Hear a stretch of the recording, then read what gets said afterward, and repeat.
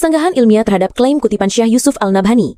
Gambar yang beredar menampilkan kutipan dari Syekh Yusuf Al-Nabhani, wafat 1350 Hijriah, yang menyatakan bahwa para pemuka klan Ba'alwi adalah keturunan Nabi Muhammad dengan nasab paling sahih, dan bahwa umat telah berijma atasnya. Namun klaim ini adalah tautologi tradisional yang tidak sahih secara ilmiah, karena 1. Klaim ijma hanya berdasar kitab internal klan kaum Habib Ba'alwi, seperti dijelaskan dalam buku Ulama Nusantara Menggugat Nasab Palsu karya Ki Haji Imaduddin Usman Al-Bantani.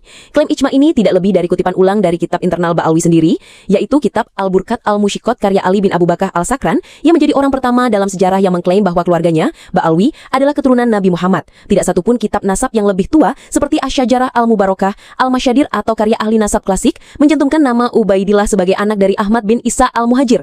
Jadi jelaskan, artinya ijma yang diklaim oleh An-Nabhani dan pengikutnya hanyalah berdasarkan klaim sepihak dari tokoh internal klan itu sendiri, bukan ijma ilmiah yang valid menurut kaidah Ahlussunnah wal Jamaah.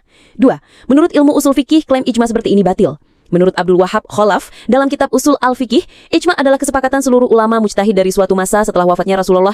Dalam konteks ini, nasab bukan hukum syar'i tapi fakta sejarah yang harus diverifikasi dengan ilmu sejarah, manuskrip primer dan genetika.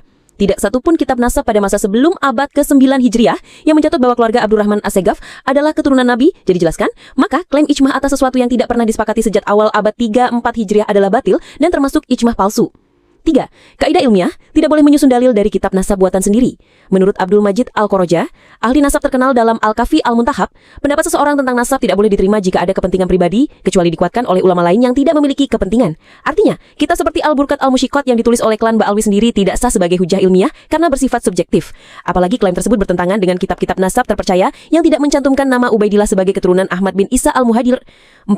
Kutipan emosional ulama tidak menggugurkan metodologi ilmiah.